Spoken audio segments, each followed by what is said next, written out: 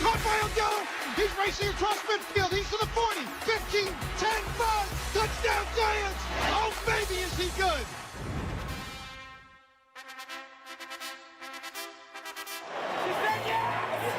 Our relationship's growing. Me and Lynette are going to get married sometime soon, you know, just hopefully it all works out. I'm 23, I don't know much about marriage, but she seems like a pretty good gal.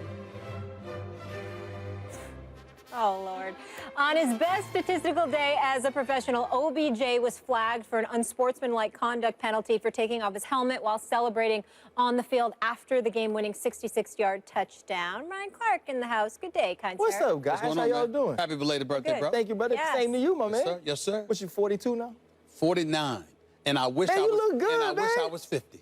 I wish I was. I'm approaching 50, bro. Let me tell y'all something right now. What did I just say? I have no problem getting closer to retirement. It don't bother me. Oh, It don't bother you me are at all. not slowing It don't down. bother That me. is a lie. Don't It lie to bother the me. American I people. Swear to You're you, just getting I didn't say I started. would. I didn't say I would stop, but I like getting to that age. I don't mind getting older. I really don't. Anytime someone has a problem getting older, just remind them. It beats the alternative. No doubt. There you go. No question. There you No go. doubt. Let's roll. All right, Ryan, how do you feel about Odell Beckham Jr.? I feel the same way I felt about him week 2, week 3, when everybody was coming down on him. Oh, Odell, you have to stop behaving this way because you're hurting the offense. Well, he wasn't throwing interceptions, and I've come on this show many times and talked about my issue with the New York Giants offense wasn't Odell's behavior. It was Eli throwing interceptions at inopportune times. Now, he still threw 2 yesterday, but he came up with the big plays late. Odell Beckham, the only issue I have with him yesterday is the 15-yard penalty for taking off his helmet, because that actually hurts your team. You score with 90 seconds left to go in the game. You don't want to give 15 more yards of field position to a team that's trying to drive and win the game. But other than that, I have no issues. You can propose, you can hug, you can lay down with the net, you can jump up and down, do whatever you want to do after you score that touchdown, because it does not matter as long as you make plays on the field. What we got to see from him yesterday is what I've said many times. When wide receivers wake up on Sunday morning, and you know, they say you go to work and you bring your lunch pail and your toolbox. His toolbox has more tools in it than everybody else that's walking to the stadium. And that's what we got to see, whether it's the double move to go deep down the sideline early in the 3rd quarter, the double move to get down the sideline early in the 4th, the slant catch, which we just trying, as New York Giants, we are just trying to move the ball. It's 4th down, we just want to move the ball. He's one of the few receivers in the league that when he's one-on-one with that free safety in the middle of the field, he knew he had no chance. I knew he had no chance. Everybody at MetLife Stadium knew he had no chance to stop Odell Beckham Jr. And that's what we saw. As far as his talent goes, it's unquestioned. The way he can produce on the field, there's no question. We were complaining about his first 3 weeks. He was 4 yards away from where he was last year in an all-pro season. Odell Beckham Jr. right now is the premier talent at the wide receiver position. We can talk about his antics off the field. The one thing I know is when he gets in front of the mic after the game, he doesn't talk about Eli Manning. He doesn't talk about Ben McAdoo. He talks about winning games and trying to fix himself and be better for the team. And I can deal with that. We're on the same page, except you're rushing past the 15-yard penalty. Odell Beckham Jr., I've been saying, he's the most talented wide receiver in football. But people who dispute that he's the best bring up the behavior. That's what is brought up. Now, do I have a problem with him being emotional? Not at all. You're right. He doesn't blame anybody at the post-game presser. I don't have a problem with the antics with the even hitting the net, whatever. Hit him in the face. You know, you get what you know. Put it out there, you got it back. And then hugging it out with the net. To me, that's fine. It's all fun and games. Him being emotional, that's all good. He needs that emotion. That's his mojo. That's his juice to get going. That's not a problem. But in a tight game, oh, by the way, that slant that he ran for the touchdown came right after Larry Donnell pulled a move that the kid from Louisville pulled. Instead of going for the first down, went out of bounds. When a kid in college does it, I'm not going to kill him. But when a veteran tight end does it in a game you have to win, that's a problem. And Odell made that go away with that play. But everybody knows you can't take off your helmet. Everybody knows that. And he took it off anyway. And it could have cost them the game. And I can't get past that. I already know he can ball. I've been saying he's the best. He's the best. Impulse control. Norman last year. The Norman game again this year. Xavier Rhodes with the Vikings. It kept happening. And this is... Now, it could have cost them the game. If he does it, he embarrasses himself, whatever, I have no problem. But when it's 15 yards in that situation where everybody knows the rule, you can't just run past that. I got no problem with the Okay.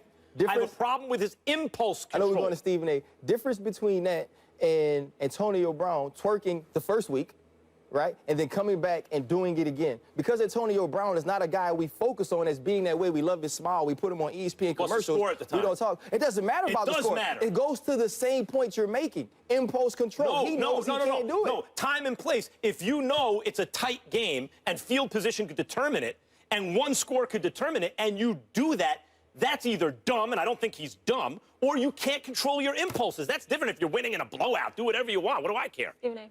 You're being overly dramatic. The fact of the matter is that we all know that you don't put yourself in a position where you find yourself getting penalized, particularly when Baltimore could be in a position to win the game because you put them in a position because of an unsportsmanlike contact. We understand that. But you're being overly dramatic because you're saying that one thing just shows me blah, blah, blah. First of all, I'm not so sure he's the best receiver in the game. I know he's got great hands. I know he's got great speeds. I know he's electrifying and all that stuff. But Antonio Brown with Julio Jones, I'm not ready to give that up as of yet. Premier talent. I was talking to him. I was talking to him. I was talking to him. If he's not, it's because of stuff like this. I'm just saying. Oh, listen. Well, you could say it's stuff like that, and that definitely plays a role. But I think ultimately, all of that means is that, again, when you talk about the best receivers in the game, I saw Richard Sherman get away with a flagrant pass interference. Otherwise, Julio Jones would have caught that pass. But that's a different subject for later on in the show. My point to you is this.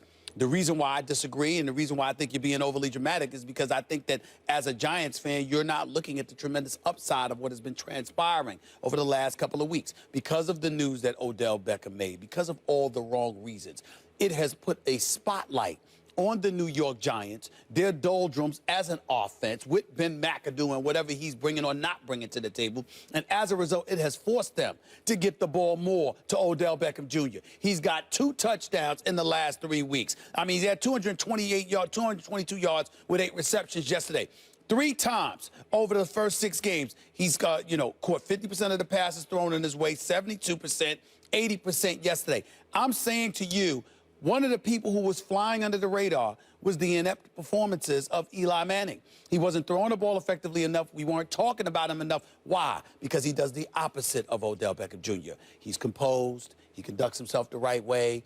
He's the consummate professional. He's very reliable, et cetera, et cetera. And because of that, we didn't focus on his inept play nearly as much as we should have. But when Odell Beckham Jr. started acting up, ultimately, he's a wide receiver. He's a diva. He wants the ball. That's probably going to make him happy. It'll probably inspire him to play even better and to conduct himself, for the most part, better. And as a result, it may lead to you winning. What happened yesterday? That's exactly what happened Odell Beckham's talent, unfortunately for him, or maybe fortunately, because it means he's reached superstar status, is taken for granted. I expect him to do incredible things every week. That's what happens. That comes with the territory when you're the best. When LeBron James balls out, you're not like, oh, wow, look at that. LeBron James is great. Yeah, duh, he's supposed to be great. It's when he doesn't ball that it's a story. Odell Beckham Jr. is that kind of sensational athlete. When he's quiet in terms of his production, you're like, whoa, what happened? But when he makes spectacular plays, right, that comes with the territory you expect it. What you hopefully don't expect, and what could stop him from being the next Jerry Rice, it's not the work he puts in or anything like that. It's handing the other team a gift. Right, That's what holds you down. Max, it's the first thing I started with. Listen, that is my problem with yesterday. You can't take your helmet off and penalize your team. But you mentioned the Xavier Rhodes. You mentioned Josh Norman earlier this year. Those things didn't bother me. I don't think the play on the sideline is a penalty. It's not. When the 2 referees standing next to Xavier Rhodes and Odell Beckham don't throw it, and the guy from the middle throws it, that's not a penalty to me. Hold on, Ryan. First of all, Norman, he lost the game last year because of the situation with Norman. I said, you mentioned Norman earlier this year. And earlier this year, he was having a temper tantrum on the sidelines, but okay, I'm not gonna kill him over that because no penalty, anything like that. Xavier Rhodes, they missed a call on him. It should have gone against Rhodes, Odell got in their face unfairly. They hit the Giants with a penalty, and everyone knows the next one, you're out of there. And on the next play, he sought contact out of bounds. Now, you're right, they didn't call it. They could have easily, and he'd have been thrown out of the game. And they would have been wrong. But why put yourself in that position? Because when you're great, things happen.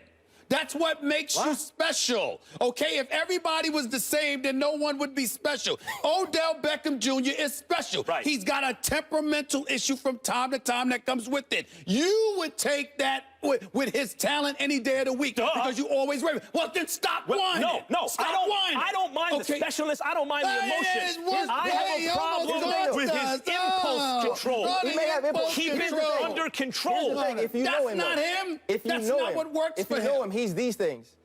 He values relationships and he's loyal. So when Ben McAdoo and Eli Manning get up there and they ask him questions about him, and to me, they threw him under the bus. Agreed. He never got on the mic and said anything about those people. All he said is, I need to work on me. Ryan, you're talking about what's commendable about it. There's a lot commendable about Odell Beckham Jr. That's not why I'm upset. I'm focusing on the 15 yards that could have cost him the game. All right. It's been fun, folks. We got to go to break. Larry Brown, call him Larry Brown for now. Larry Brown actually complained about Allen Iverson not playing the right way when he dropped 58. That's Max today. All right, let's get our first The Giants would have gone 2-4. Enough of you all. We want to know what you guys think. Which reaction do you have the biggest issue with from the NFL on Sunday? The Cam postgame presser, Richard Sherman, tie raider OBJ taking his helmet off after scoring the go-ahead touchdown. We'll share those results a little later in the show. Listen to this, folks. You can win a chance to debate Stephen A. and Max right here on national television. We're going to pick two winners, fly you to ESPN headquarters in Bristol, Connecticut.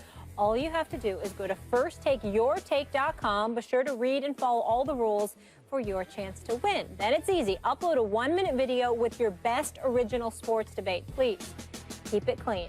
Plus, no music, team logos, trademarks, or copyrighted material. And we just want you guys to be yourself on camera and try to impress these two. Winners will be announced November 23rd by our show staff, so get busy, and we could see you in Bristol at the debate desk, taking on Stephen A. and Max. Meanwhile, let's take a look at some of the entries that have been submitted. Thank you for playing.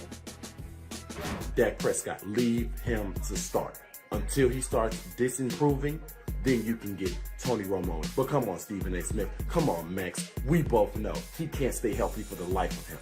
You got to give it up to Dak Prescott. He was a 4th-round draft pick by Dallas. People messed up. People picked Jared Goff. People picked Carson Wentz, Ezekiel Elliott, all these players.